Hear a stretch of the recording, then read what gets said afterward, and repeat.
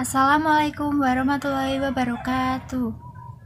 Perkenalkan, nama saya Rizky Wayu Mesaroh dengan NIM 330141801. Pada kesempatan kali ini saya akan menjelaskan pada bab Norma dan Keadilan SMP kelas 7 semester 1 pada subbab perilaku sesuai norma dalam kehidupan sehari-hari. Halo, pada kesempatan kali ini saya akan menjelaskan materi bab norma dan keadilan, subbab perilaku sesuai norma dalam kehidupan sehari-hari. Sebelum memasuki penjelasan mengenai penerapan norma dalam kehidupan sehari-hari, saya akan menjelaskan terlebih dahulu apa itu norma. Jadi, norma merupakan aturan atau kaidah yang digunakan untuk mengatur tingkah laku manusia dalam kehidupan bermasyarakat. Jadi, norma itu ada 4, yaitu norma agama ialah peraturan hidup yang harus diterima manusia sebagai perintah-perintah, larangan-larangan, dan ajaran-ajaran yang bersumber dari Tuhan Yang Maha Esa. Yang kedua adalah norma kesopanan, ialah norma yang timbul dan diadakan oleh masyarakat itu sendiri untuk mengatur pergaulan sehingga masing-masing anggota masyarakat saling hormat menghormati. Hakikat norma kesopanan adalah kepantasan, kepatuhan, atau kebiasaan yang berlaku dalam masyarakat. Norma kesopanan sering disebut sopan santun, tata krama, atau adat istiadat. Norma kesopanan tidak berlaku bagi seluruh masyarakat dunia, melainkan bersifat khusus dan setempat atau regional, dan hanya berlaku bagi segolongan masyarakat tertentu saja. Apa yang dianggap sopan bagi segolongan masyarakat, mungkin bagi masyarakat lain tidak dengan demikian. Yang ketiga adalah norma kesusilaan, ialah peraturan hidup yang berasal dari suara hati sanubari manusia.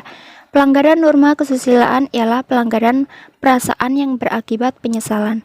Norma kesusilaan bersifat umum dan universal, dapat diterima oleh seluruh umat manusia. Yang keempat adalah norma hukum, ialah peraturan-peraturan yang timbul dan dibuat oleh lembaga kekuasaan negara. Isinya mengikat setiap orang dan pelaksanaannya dapat dipertahankan dengan segala paksaan oleh alat-alat negara. Sumbernya bisa berupa peraturan perundang-undangan, jurisprudensi, kebiasaan, doktrin, dan agama. Nah, setelah kalian mengetahui pengertian norma dan macam-macam norma, kalian wajib untuk menetapkannya dalam kehidupan sehari-hari. Kalian wajib untuk menerapkannya dalam kehidupan sehari-hari. Jangan sampai kalian itu menjadi siswa yang hanya pintar teori, misalnya hafal pengertian norma, hafal macam-macam norma, tapi dalam praktek di kehidupan sehari-hari malah nol. Jangan sampai ya.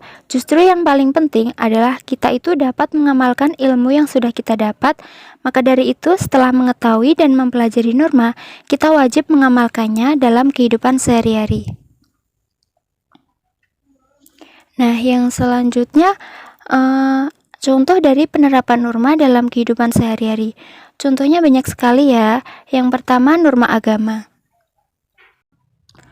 Norma agama itu contohnya harus rajin beribadah, patuh kepada orang tua, beramal dan berbuat kebajikan. Yang kedua, norma kesusilaan. Contohnya, jangan mencuri milik orang lain, harus jujur, harus berbuat baik terhadap sesama manusia. Yang ketiga adalah norma kesopanan. Contohnya, ketuk pintu serta mengucapkan salam sebelum masuk ke rumah orang, dan jangan meludah di lantai atau di sembarang tempat. Meludah itu selain tidak sopan juga jorok ya. Yang keempat adalah norma hukum. Contohnya, barang siapa dengan sengaja menghilangkan nyawa atau jiwa orang lain dihukum karena membunuh dengan hukuman setinggi-tingginya 15 tahun dan dilarang mengganggu ketertiban umum. Selanjutnya, dalam kehidupan di masyarakat, penetapan norma ada yang ditentukan oleh ketua adat, bisa juga tokoh yang berpengaruh dalam masyarakat itu. Ada pula yang ditentukan berdasarkan kesepakatan bersama atau konsensus. Kalau di desa-desa biasanya itu Pak RT atau Pak RW atau bahkan Pak Lurah ya, tergantung kesepakatan desa tersebut. Jadi gak bisa disamaratakan, baik melalui musyawarah maupun melalui pemungutan suara, seperti sekolah, organisasi, atau negara. Nah, sikap patuh terhadap norma yang berlaku dalam kehidupan bermasyarakat, berbangsa, dan bernegara bukan lahir karena keadaan terpaksa, takut takut dikarenakan sanksi atau karena kehadiran aparat penegak hukum. Kepatuhan itu harus muncul dari dorongan tanggung jawab sebagai warga negara yang baik. Nah, untuk itu perlu dilakukan pembiasaan yang baik seperti yang pertama budaya malu, budaya tertib, dan budaya bersih. Budaya malu itu yaitu sikap malu jika melanggar aturan. Misalnya, malu datang terlambat hadir ke sekolah.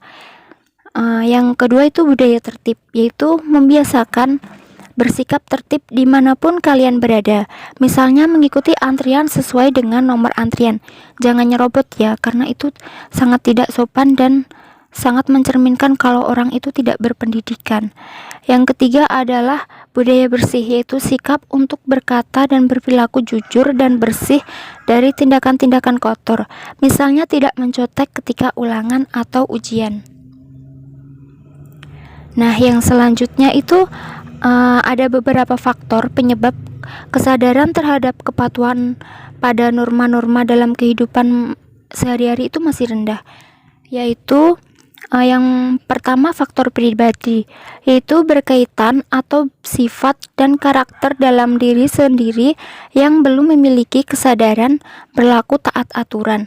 Nah, faktor pribadi ini muncul dari dalam diri kita sendiri. Hal ini bisa disebabkan juga karena kurangnya kesadaran dalam diri sendiri, egois mementingkan diri sendiri, rendahnya tingkat pendidikan orang tersebut. Nah, kalian kan anak sekolah, disekolahin orang tua kalian. Jadi kalian adalah anak yang berpendidikan. Jangan sampai kalian memiliki kesadaran yang rendah dalam menaati norma. Kalian itu harus pintar menerapkan norma-norma yang telah kalian pelajari dalam kehidupan sehari-hari. Yang kedua adalah faktor lingkungan, yaitu pengaruh lingkungan kehidupan baik keluarga maupun masyarakat yang belum memberikan daya dukung terhadap pembentukan watak patuh pada aturan. Misalnya, karena kurangnya perhatian dari kedua orang tua, pergaulan dengan teman sebayang yang tingkah lakunya kurang baik, atau tinggal di lingkungan yang kurang teratur dan kumuh. Nah, kalian kan sebagai siswa yang udah mempelajari tentang norma. Alangkah baiknya kalian itu jangan terpengaruh dengan lingkungan yang buruk. Kalau bisa kalian itu menjadi pengaruh yang baik. Kalian harus mempengaruhi, jangan sampai terpengaruhi. Kalau bisa kalian itu mempengaruhi teman kalian yang belum bisa taat norma. Dan kalau bisa cari teman itu yang maksudnya nggak milih-milih, tapi yang positif, yang memberikan dampak positif. Jangan sampai kalian punya teman-teman yang mempunyai dampak negatif, karena itu sangat berpengaruh pada diri kalian. Nanti kalian bisa terpengaruh kalau kalian itu tidak terbentengi dengan kuat. Jadi kalian itu kalau bisa menjadi siswa yang berpengaruh, jangan terpengaruh, berpengaruh baik contohnya. Nah, suatu norma dalam masyarakat untuk menjadi aturan yang nyata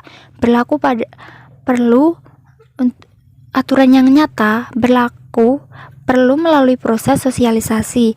Nah, pertama, aturan harus diketahui oleh anggota masyarakat melalui pemberitahuan di media massa, penyuluhan, atau penyebaran informasi.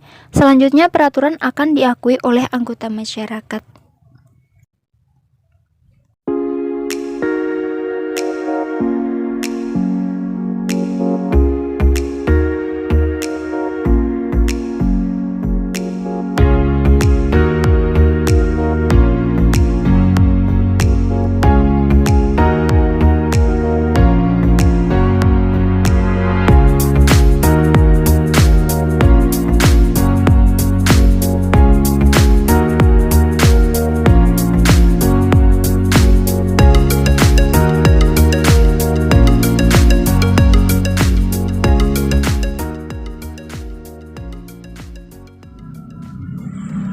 Tadi merupakan bab norma dan keadilan, subbab perilaku norma dalam kehidupan sehari-hari.